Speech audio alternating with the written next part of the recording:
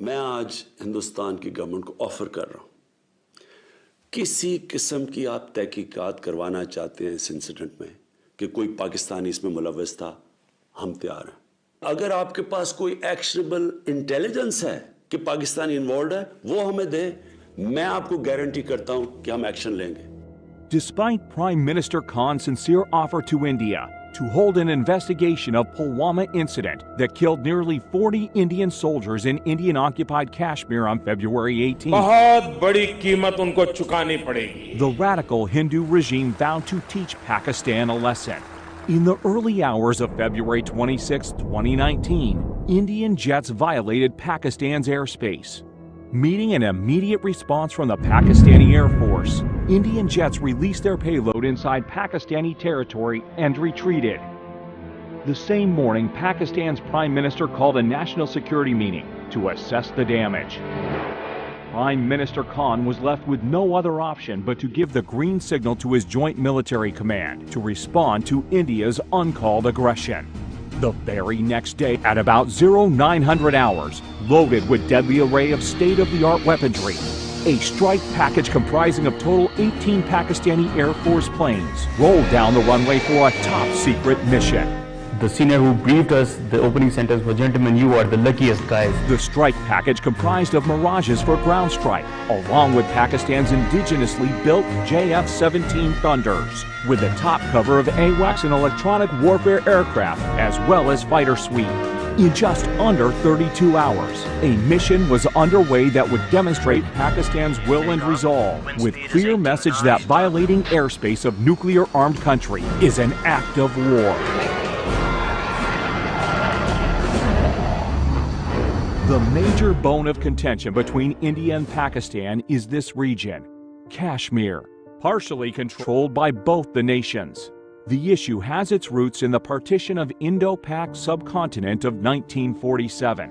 Kashmir issue is perhaps the only part of the unfinished agenda of partition which remains, because the Indians went astray in terms of trying to occupy something which didn't belong to them. As a result, Kashmir has turned into a flashpoint between two nuclear-armed neighbors, over which the two countries have fought 3 wars.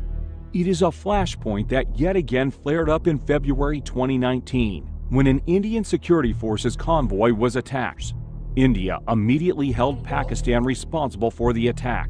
A barrage of accusations were hurled against Pakistan. Prime Minister Imran Khan offered complete cooperation in the investigation of the incident. अगर आपके पास कोई actionable intelligence है कि Pakistani involve है, वो हमें दे, मैं आपको गारंटी करता हूं कि हम एक्शन लेंगे। क्यों पाकिस्तान इस स्टेज के ऊपर, जब पाकिस्तान स्टेबिलिटी की तरफ जा रहा है, हमारे पास, हमने 15 साल की दहशतगर्दी की जंग, जिसमें 70,000 पाकिस्तानी मारे गए हैं, एक दहशतगर्दी नीचे जा रही है, अमन आ रहा है, स्टेबिलिटी आ रही है, हम क्यों कोई इस तरह का, इससे हमें फायदा क्या है? These were the words of Prime Minister, whose own country has been the biggest victim of terrorism. The tragic events of 9/11 changed the world forever. It marked the beginning of global war against terrorism, and Pakistan joined the alliance as the major non-NATO ally of the US. The Pakistani military commenced its counterinsurgency operations in its tribal region, bordering Afghanistan, to deny safe havens to terrorists fleeing Afghanistan in response to counter-terrorism campaigns.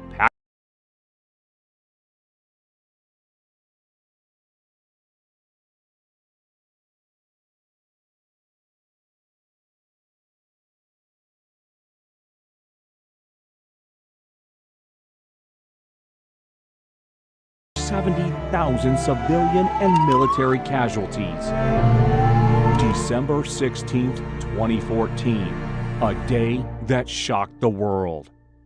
The blowback, as the Taliban takes its revenge on the army for launching a military campaign against it. One of the worst attacks in Pakistan for years. In response to Pakistan military's counter-terrorism offensives, desperate terrorists attack a school in the city of Peshawar, killing more than 140 innocent school children. And I think APS was perhaps the turning point for us as a nation. Those small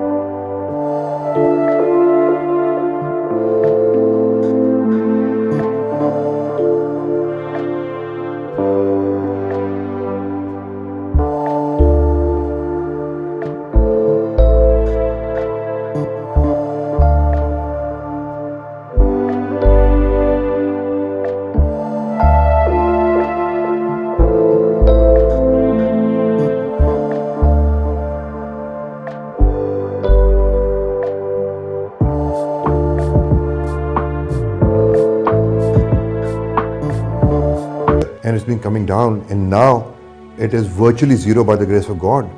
The Pakistan Air Force and the Pakistan Army have been instrumental in knocking out the terrorist hideouts in the country. And the irony is this, that when you compare that with India, the Indian military has not engaged itself in Afghanistan. Neither has the Indian population faced the brunt of the first wave of terrorism. It has been Pakistani blood and Pakistani blood alone, which has stood for the defense of the international community and for international peace and security.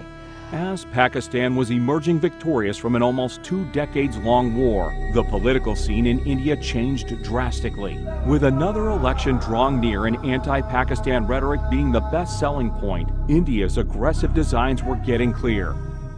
Pakistan was also anticipating a possible false flag by India, as it has always been the case. Indian establishment is known for carrying out these false flag operations to target Pakistan diplomatically. The popular TV series Quantico also featured this common Indian state practice. It's a false flag operation. Indian nationalists hoping to frame Pakistan in a mushroom cloud. We won't just scuttle the peace talks and put America on India's side forever.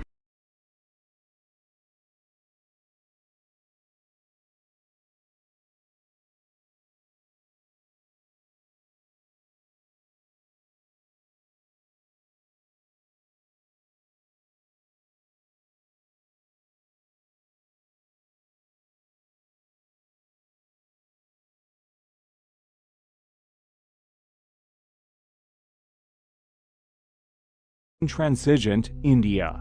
With freedom struggle in the valley becoming more and more intense, an attack